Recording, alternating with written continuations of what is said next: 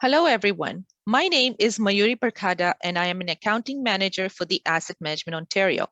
After defining and setting asset level of service targets, the next step is risk assessment and prioritization. Risk is the only way diverse assets can be compared with each other, meaning a pumping station can be compared with a facility or a fleet as long as same consequence and likelihood tables are used across the organization for assessment of all asset types. This presentation is about how to use the risk assessment and prioritization models to assess organizational asset risk and priorities across asset classes, asset levels of service, and individual assets. So how does these model operate? The prioritization models rank asset classes, asset levels of service, and asset priorities based on the amount of undesirable risk that is present and how far off they are from the desired targets. Before I show the templates, I want to share in summary how these models operate. There are basically three operations. Operation 1 is to identify first all the risks that exceed our target or the residual risk, meaning not meeting our asset level of service targets. These are then ranked based on the amount of risk, meaning the higher risk values will be given a higher priority. The second operation, this is when those risk rankings in operation 1 are weighted and re-ranked based on how far off they are from the target risk. This is an important step to prevent critical assets being prioritized disproportionately, as typically they have high target risk, and therefore the deviation from the target risk is less. The last one is the operation 3. When priorities or rankings in operation 2 are very close or tied, the risk cost benefit may be used as an additional factor to re-rank those priorities. I will now show you what the templates look like and how these three operations work.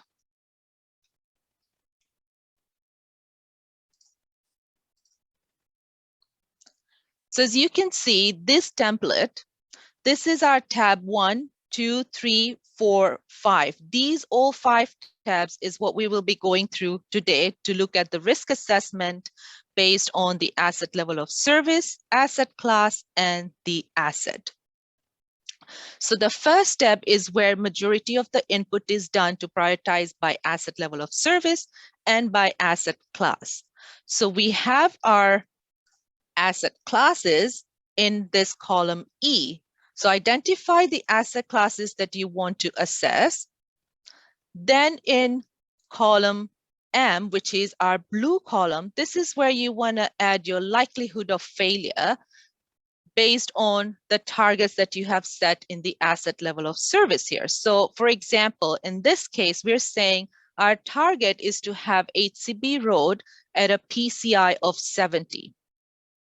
So based on that target that we have set, what is the likelihood of an asset failure if the assets or if the roads are maintained at PCI of 70? And we've scored it as 2. We do have consequence and likelihood tables here that can be used, or whatever the municipality has already created, those can be used as well. So in this case, we are saying it is less likely that something's going to happen. So in this case, we say 2, basically unlikely. So unlikely that there's going to be an asset failure.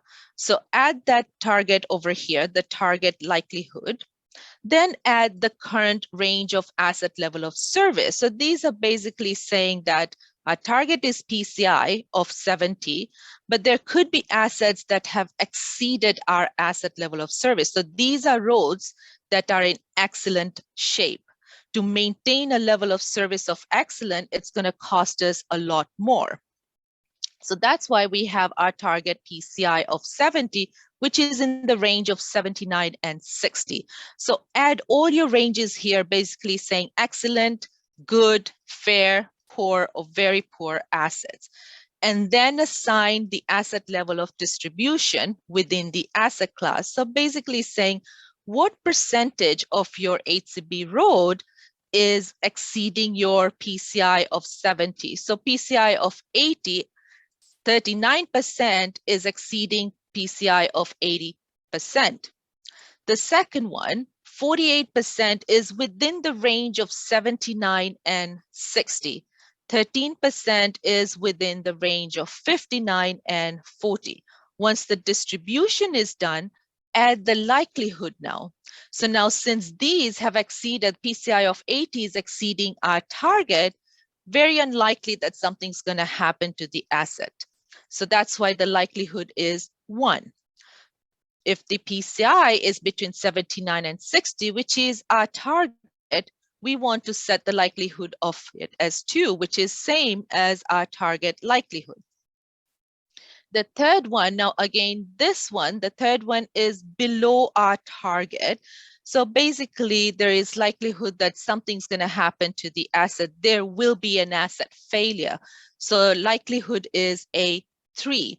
After that likelihood is added in here, then assign the consequences, so the impact to the service. If there is an asset failure, if there is a malfunction, or if there is something that happens, in this case, a road, if there is potholes, if there is cracking that happens, what is the impact going to be on the health and safety? So based on the consequence tables that we have up here, identify whether the impact is going to be low, very low, medium, high, or very high. And add those scores here between 1 and 5. Add those scores for all the consequence categories. Once the consequences are added, the target risk will be calculated by itself. Now, risk is obviously a combination of consequence and likelihood. So these risks will be calculated automatically. So now you know what your residual risk is, which is 30. 30 is our risk value. Now that since we added our current likelihood in here, the current state of the risk will automatically be calculated as well. Now where you see a red cell, which is the column, the light green column, saying that variance from residual target, if it's a red cell, it basically shows that the current risk is not as same as the residual. There is a variance there. It is not meeting our target. So what we want to do is similar exercise that I just went through. We want to do that for all the asset level of service that we have defined in our level of service framework. Add all of those here, and similar exercise that we did for the first one, the same thing needs to happen. The next step is wherever you see the red cells is you want to identify how much that's going to cost us to bring this variance to the target or beyond our target, so exceeding our levels of service. In this case, we've said it'll cost us $550,000 to bring this variance down to 0 or even less than 0. So in this case, 550 would be our estimated cost to meet our asset level of service. The next step that we have here, which is the gray column, it's saying 37. So this is the risk cost benefit. It will cost us, based on the 550 that we added here, it will cost us $37,000 to reduce each risk point. So if you look at here, the current risk is 45, our target is 30, so the variance between the two is 15. To reduce each risk point, it is going to cost us $37,000. Similarly to the other asset level of service, wherever there are red cells, add the cost estimate, and it will give you what the risk cost benefit is. Once the red cells are identified, filter them, because that's what we want. And then we filter it. So the first step that we have here, the prioritization model, is on the asset levels of service. So we only want the asset level of service. And I will filter that to just C and P. Copy these into the priority model for asset level of service. Once you add that here, all this information will be pre-populated. So what is this information saying now? We have our asset, HCB road. What type of the asset level of service is it? Conditional performance, the asset level of service targets that we have, what our current asset level of service target is, what our current asset level of service is, and then it will give us the current state of the risk. Now this column, the orange or salmon color, I would say, this column will give you your ranking based on the current state of risk. This is the end of our operation 1. So ranking based on the current state of risk is basically the end of our operation 1. Now the operation 2 is now ranking based on how far off are they from their residual target. So we have the risk here, variance from the residual risk. What we want to do now is weight this current state of risk ranking, weight them based on how far off they are from their target. Now in this case, because the variance from the residue are all the same and they're less than 35%, we would be sticking to the weight of 1. So you'll see that they're exactly same as what we had in the current state of risk. So weight them, and then we will get a weighting score. So our operation 2 is basically ranking and reprioritizing our ranks based on the weighted score. So you can see now here that the scoring, it's the same, but now it's in the opposite order. So the lower the number, the higher the priority. So these first 3 are basically prioritized first, and then the rest 4 are prioritized second. But because they are tied, now comes the operation 3. We want to use the estimated cost or risk cost benefit to be able to give us a prioritization based on the unit cost per risk reduced. So once the operation 2 is done, we add our estimated cost in here, and then the risk cost benefit, which is the gray column, it will give you how much it's going to cost us to reduce each risk point. Whichever is the cheapest, that will be prioritized first. So in this case, it's saying it will only cost us $17,000 to reduce almost the same risk. So that's why it's prioritized as number 1. Number 2, again, same risk, but because it's costing $32, we would be saying this will be prioritized second. So this is how the prioritization works. So this is adding an extra factor. So risk cost is only used if there is a tie between the asset levels of service when we do your operation 2. So this is just an added factor that we can add in here. Now this was based on level of service. The third tab that we have is prioritization based on asset class. Exactly same template as the level of service. The only difference is now that from tab 1, what we want to do is just take information on the asset class, which is condition and performance together for the asset class. Take that number and transport that into tab 3 here, and all the rest of the information will be pre-populated. It has exactly same column.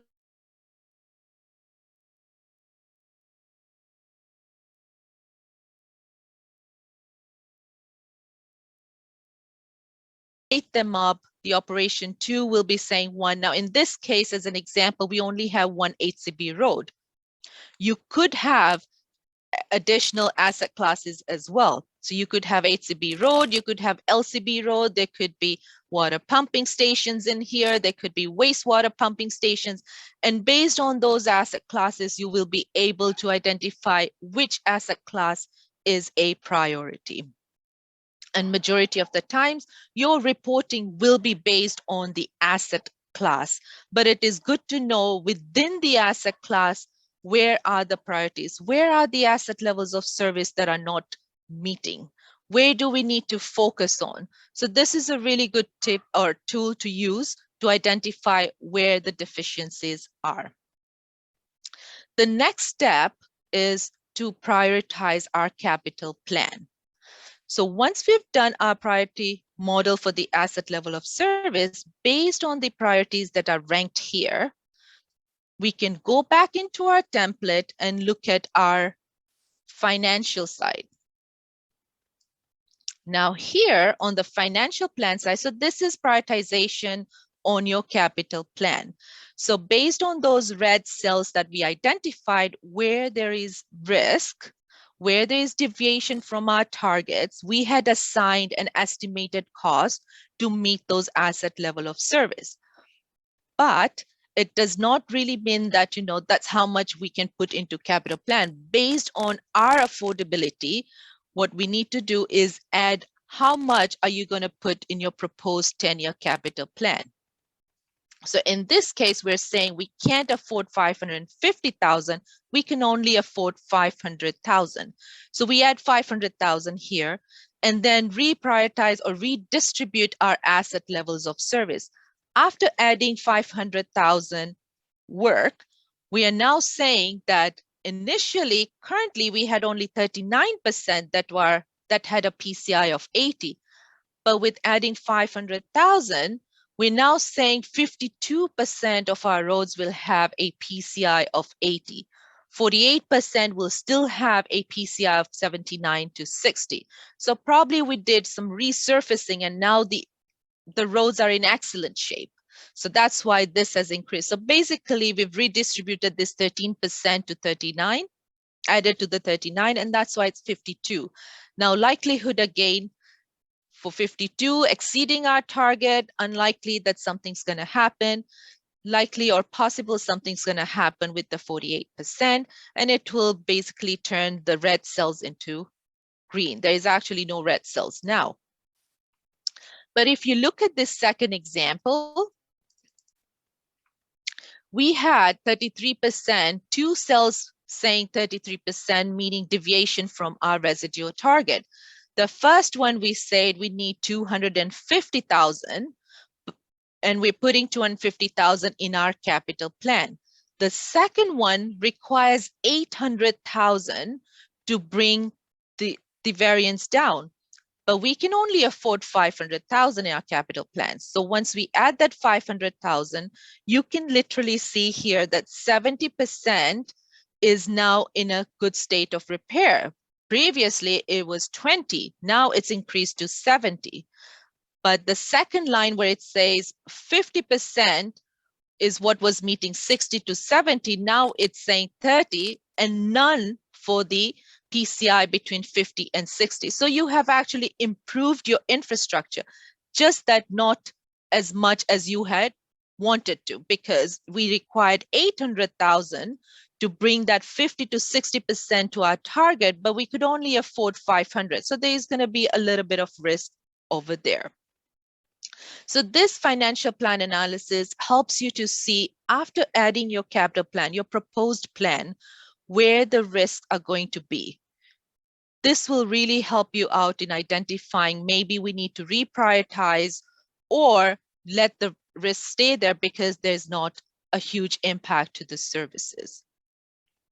So this was the prioritization on the capital plan. So we looked at prioritization for asset level of service and asset class. Now the next step is prioritization for the asset themselves. So it's a similar template like the tab 1. It's just that this is going to be based on an asset. So for example, for pumping station 1, we have our pumping station and we have different assets within that pumping station. One of the asset is pump system A. So we want to go through the same concept that we did in tab 1, but looking at each asset now. So put your asset levels of service in here based on the condition or performance. In this example, we are saying that our target to keep our pumping system is good. Add your likelihood in here, your target likelihood, that if you keep your asset, your pump system asset in a good shape or in a good condition, what is the likelihood that this asset is going to fail? Again, we say 2 because it's not going to be likely to fail. Once you've added that, add your current range of asset level of service range. So right now we're saying this pump system A is in fair condition. Now, based on this fair, we are now saying now the current likelihood of failure is a 3. We're not at our target. You can literally see that right here. We are now saying that there is much more likelihood that this asset is going to fail. Add your consequences here based on the consequence categories and an impact to the service. What is the impact to these categories based on an asset failure? The risk will be calculated by itself. Your residual risk here is 28. Your current state risk is 42. So obviously there is a variance between your current state risk and your residual or your target risk. Again, add how much it's going to cost you to bring this variance down to the target or exceed our target. It will also give you a risk cost benefit. So for each risk point that you want to reduce, it is going to cost you $36,000. Same thing is done for the performance side as well. So in the performance asset level of service, we have 2 asset levels of service: operational functionality and capacity to meet demand. Both of them have a target of good. Same thing, add your likelihood in there, add what the current range is, how is it operationally functioning? It's fair. Does it meet its capacity? Yes, it's good. Add your likelihood in here. Add your consequences. It will give you your residual risk. It will also give you your current risk and show you where there is a deviation. Now you can see there is a deviation in the operational side, but there is no deviation on the capacity side. Put the dollar value here, how much it's going to cost you to bring that to your target or exceed your target. It will also give you your risk cost benefits, how much it will cost you to reduce each risk point. At the end, it will give you a total average for your condition and performance. So on an average, this asset, how is this asset performing? Based on condition and performance, it seems like there is a deviation for this asset. This last row, which is highlighted already blue cell, take that number and add it to the asset priority model. Again, same template as the asset level of service priority model and the asset class priority model. Once you add that number, all this information will be pre-populated. It has exactly same columns as well, same color coordination. So it's very easy. But in this case, you can literally see, we have one example here, but if you had more pump system B, C, D, you can see where the prioritization is. Should we be working on pump system C or should we be working on pump system A? It will literally give you your ranking right here. So that's basically it. That's basically showing our 3 operations right here. Operation 1 was up to column G, which is the salmon colored column, basically ranking our current state of risk and then weighting them to find out what the weighted score would be based on how far off they are from their residual risk, and then adding an extra factor, which is the cost, to see what is going to be cheaper to start executing before, getting into much heavier costs. And again, as we all know, municipalities do have a budget constraint. We do not have budgets that are, unfunded, like, basically saying that you can use or have as much money as you want. We always have constraint. So this really helps us find out where we should be concentrating.